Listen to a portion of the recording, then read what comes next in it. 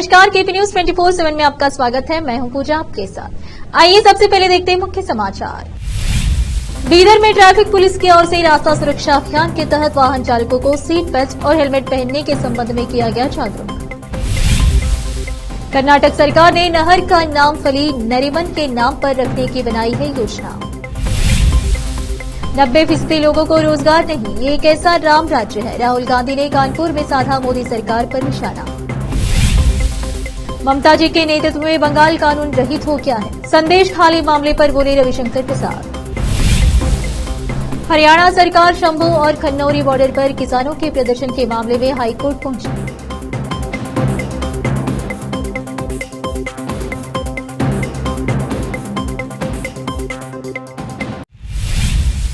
अब समाचार विस्तार से। बीदर के अंबेडकर सर्कल पर बीदर ट्रैफिक पुलिस की ओर से रास्ता सुरक्षा अभियान के तहत वाहन चालकों को सीट बेल्ट और हेलमेट पहनने के संबंध में लोगों को जागरूक किया गया।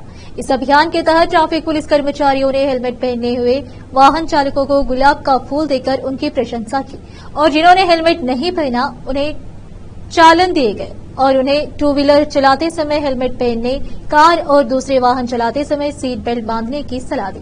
केपी न्यूज कैमरामैन पप्पू राज का कवरेज। बीदर जिला कुंभार संघ की ओर से मंगलवार 20 फरवरी 2024 को पूज्य चंद बसवा पट्टादेवरो रंग मंदिर में संत कवि सर्वज्ञ की 504वीं जयंती मनाई गई और बीदर जिला कुंभार समाज के प्रतिभावंत एसएसएलसी और पीयूसी छात्रों को प्रतिभा पुरस्कार दिए गए। इस कार्यक्रम में बीदर जिले से 70 से ज्यादा छात्रों का सम्मान किया गया है। बीदर जिले के एसी शिव कुमार शीलवंत ने इस कार्यक्रम का उद्घाटन किया। बीदर कुंभार समाज जिला अध्यक्ष विट्ठल कुंभारकर, बसवराज कुंभार, बाबूराव कुंभार, शकुंतला बेलदाड़े, आकाश पाटिल, बालाजी कुंभार, सिद्धराम शिंदे और दूसरे उपस्थित थे। केपी न्यूज के एंकर हिना शेख की रिपोर्ट। कर्नाटक सरकार एक महत्वपूर्ण सिंचाई नहर का नाम प्रख्यात न्यायवादी फली एस नरीमन के नाम पर रख सकती है, जिनका बुधवार को निधन हो गया। कानून मंत्री एच.के. पाटिल ने विधानसभा में यह सुझाव दिया, जिसमें नरीमन के निधन पर शोक व्यक्त किया गया और राज्य के लिए उनकी सेवाओं को याद किया गया। राज्य में नरीमन की स्मृति में उनके नाम पर किसी इमारत का नाम रखने के बजाय एक महत्वपूर्ण नहर का नाम उनके नाम पर रखा जा सकता है। हम जल संसाधन मंत्री के साथ इस पर चर्चा करेंगे। पाटिल ने नरीमन के लिए शोक प्रस्ताव के दौरान कहा, पूर्व जल संसाधन मंत्रियों ने नरीमन की सराहना की, जिन्होंने कावेरी नदी के पानी के बंटवारे पर तमिलनाडु के साथ विवाद पर सुप्रीम कोर्ट के समक्ष राज्य की लड़ाई का नेतृत्व किया। संगारेड्डी जिले के जहीराबाद में डॉक्टरों की ओर से साइकिल रैली निकाली गई। Dermacon 2024 Hyderabad Indian association dermatology, venereology and leprology की ओर से हर वर्ष ये रैली निकाली जाती है। ये रैली जागरूकता कार्यक्रम के तौर पर निकाली जाती है। आईएडीवीएल का कहना है कि बाल झड़ना नाखून रोग सिर्फ आईएडीवीएल डॉक्टरों से ही सलाह ले। जो डॉक्टर आईएडीवीएल नहीं, उनसे परामर्श न करें। डॉक्टर काशेट्टी सज्जन ने आईएडीवीएल डॉक्टरों का स्वागत किया। डॉक्टर नरेंद्र पटवर्धन ने मीडिया से बात की। ये रैली 27 वर्षों से चल रही है और पूरे भारत में ये रैली की जाती है। जहीराबाद से कैमरामैन मोहम्मद नेमतुल्लाह के साथ रिजवान की रिपोर्ट। कांग्रेस सांसद राहुल गांधी ने राम राज्य की परिकल्पना को साकार करने का दावा करने वाली केंद्र की नरेंद्र मोदी सरकार पर निशाना साधा। उन्होंने बुधवार को कहा कि यह कैसा राम राज्य है जहां कुल आबादी में लगभग 90% हिस्सेदारी रखने वाले पिछड़ों, दलितों, आदिवासियों और अल्पसंख्यकों को रोजगार नहीं मिल सकता। अपनी भारत जोड़ो न्याय यात्रा के तहत कानपुर पहुंचे राहुल ने शहर स्थित घंटाघर चौराहे पर एक जनसभा को संबोधित करते हुए मोदी सरकार पर देश की आबादी में करीब 90% की हिस्सेदारी रखने वाले पिछड़ों, दलितों, आदिवासियों और अल्पसंख्यकों के साथ नाइंसाफी करने का आरोप लगाया।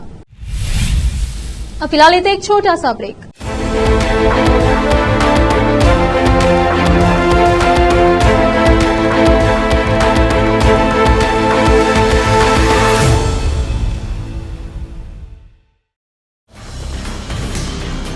हिंदुस्तान के हर कोने में हम हैं मौजूद। 24 घंटे हालात पर गहरी नजर, खबरों से जुड़े चुभते सवालात और आपको दिखाता है धार्मिक, सामाजिक, राजनीतिक, लोकल और इंटरनेशनल न्यूज की सबसे बेहतर कवरेज, जो आपको रखती है हर पल बाखबर। देश और दुनिया भर की खबर के लिए देखते रहें केपी न्यूज 24/7। ब्रेक के बाद आपका स्वागत है। आइए देखते हैं समाचार। पश्चिम बंगाल का संदेश खाली मामला राष्ट्रीय सुर्खियों में बना हुआ है। ये मामला सुप्रीम कोर्ट तक भी पहुंच चुका है और इस मामले ने सबको हैरान करके रख दिया है। संदेश खाली की महिलाओं ने तृणमूल कांग्रेस के ताकतवर नेता शोक शाहजहां पर उत्पीड़न का आरोप लगाया है और अभी भी उन्हें खोजा जा रहा है। इस पर अब बीजेपी नेता रविशंकर प्रसाद ने भी बयान दिया है। संदेश खाली मामले पर रविशंकर प्रसाद ने कहा, यह मुद्दा काफी गंभीर हो रहा है। घटना सभ्य समाज के लिए शर्मनाक है। ममता जी इसका अभी भी बचाव कर रही है।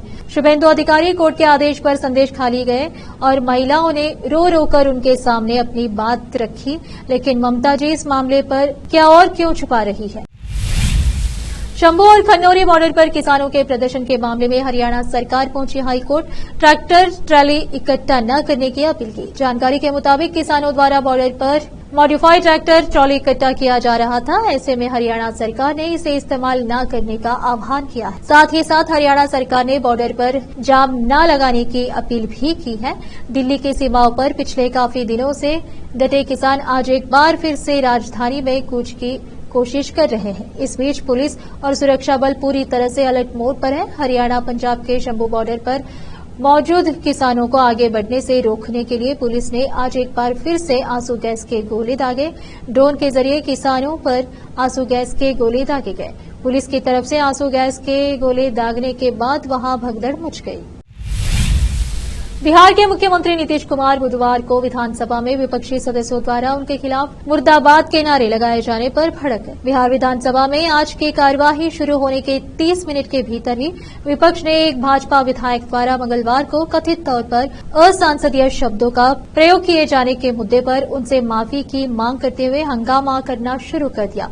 कई विपक्षी सदस्य वेल में आ गए और सरकार के खिलाफ नारेबाजी की। सदन अध्यक्ष नंद किशोर यादव ने सभी से अपनी सीट पर लौटने की अपील की, लेकिन उससे भी अनसुनी कर दिया। विपक्ष के मुख्यमंत्री मुर्दाबाद के नारे पर नीतीश कुमार अपनी सीट से खड़े हो गए और जमकर भड़ास निकाली। लोकसभा चुनाव से पहले उत्तर प्रदेश में अब कांग्रेस की मुश्किलें कुछ हद तक कम होती दिख रही है। सूत्रों से मिली जानकारी के अनुसार अब उत्तर प्रदेश में कांग्रेस और समाजवादी पार्टी एसपी के बीच सीट शेयरिंग को लेकर फिर से बातचीत शुरू हो गई है। सूत्रों के मुताबिक दोनों दलों के बीच समझौता लगभग तय है और कहा जा रहा है कि इसका ऐलान किसी भी वक्त हो सकता है। सूत्रों का दावा है कि प्रियंका ने बातचीत की पहल कर समझौते पर सहमति बनवाई है। प्रियंका गांधी ने राहुल गांधी से आज बात की और फिर उन्होंने अखिलेश यादव से भी बात की है। कहा जा रहा है कि इसी बातचीत के दौरान सीट शेयरिंग के तहत कांग्रेस ने मुर्दाबाद सीट की मांग को छोड़ दिया है। सूत्रों के अनुसार आज या कल में सीटों के बंटवारे का औपचारिक ऐलान भी किया जा सकता है। अखिलेश यादव शाम तक वापस लखनऊ आ सकते हैं। कहा तो ये भी जा रहा है कि समाजवादी पार्टी वाराणसी से अपना उम्मीदवार वापस ले सकती है। राज्यसभा की 56 सीटों के लिए 27 फरवरी को मतदान होना है। खास बात यह है कि नाम वापस लेने की आखिरी तारीख से पहले ही 41 सीटों की तस्वीर बिल्कुल साफ हो गई है। साफ शब्दों में कहें तो राज्यसभा के 41 सीटों पर उम्मीदवारों ने निर्विरोध जीत गए हैं। अब फिर 15 सीटें बची हैं जिन पर चुनाव होना है। बता दें कि अलग अलग राज्यों की 41 सीटों के लिए 41 उम्मीदवारों के नामों का ही ऐलान किया गया था, जिनके राज्यसभा पहुंचने का रास्ता साफ हो गया है। अब फिलहाल लेते एक छोटा सा ब्रेक।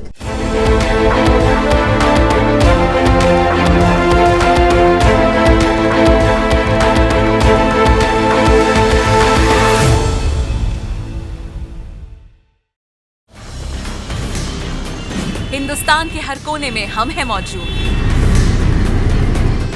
24 घंटे हालात पर गहरी नजर,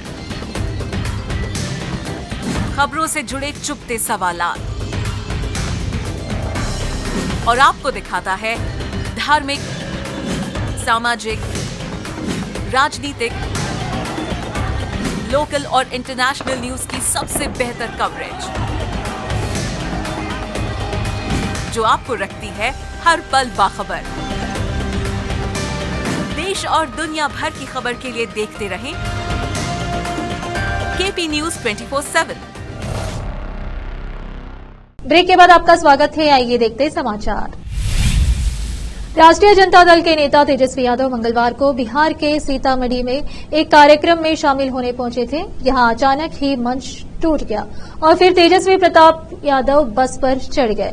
उन्होंने सीतामढ़ी में जनता को बस पर चढ़कर संबोधित किया। इसका एक वीडियो भी सोशल मीडिया पर सामने आया है, जिसे लोगों द्वारा काफी पसंद किया जा रहा है। इस वीडियो में साफ देखा जा सकता है कि मंच टूटे जाने के बाद भी तेजस्वी ने किस तरह बस पर चढ़ा जनता को संबोधित किया है। दिल्ली के मुख्यमंत्री अरविंद केजरीवाल ने चंडीगढ़ चुनाव नतीजों को लेकर केंद्र सरकार पर जमकर हमला बोला। सीएम ने कहा कि भगवान का संदेश है कि मैं आ गया हूं। बीजेपी पाप कर रही है, बीजेपी अधर्म कर रही है, अब यहां नहीं चलेगा। आज चुनाव जीतने के लिए विपक्ष के सभी नेताओं को जेल में डाला जा रहा है। कुछ दिन पहले इन्होंने कांग्रेस पार्टी का अकाउंट फ्रीज कर दिया। अब चारों तरफ चर्चा है कि अगला आम आदमी पार्टी का अकाउंट फ्रीज करेंगे। अरविंद केजरीवाल ने कहा, बीजेपी वाले खुलेआम कह रहे हैं कि हम 370 सीट जीत रहे हैं। कहने का अर्थ यह है कि इन्हें 140 करोड़ लोगों की जरूरत नहीं है। तुम लोग जाओ भाड़ में, 140 करोड़ लोग भाड़ में जाए। हमारे पास मशीन है। देश में विपक्ष की सरकारों को काम नहीं करने देते हैं। हम अदालत को मंदिर की तरह मानते हैं। न्याय देना भगवान का काम है। आखिर में फिर एक बार देखते हैं मुख्य समाचार। बीदर में ट्रैफिक पुलिस की ओर से रास्ता सुरक्षा अभियान के तहत वाहन चालकों को सीट बेल्ट और हेलमेट पहनने के संबंध में किया गया जागरूक। कर्नाटक सरकार ने नहर का नाम फली नरीमन के नाम पर रखने की बनाई है योजना। 90% लोगों को रोजगार नहीं, ये एक ऐसा राम राज्य है। राहुल गांधी ने कानपुर में साधा मोदी सरकार पर निशाना। ममता जी के नेतृत्व में बंगाल कानून रहित हो गया है, संदेश खाली मामले पर बोले रविशंकर प्रसाद। हरियाणा सरकार शंभू और खन्नौरी बॉर्डर पर किसानों के प्रदर्शन के मामले में हाईकोर्ट पहुंची।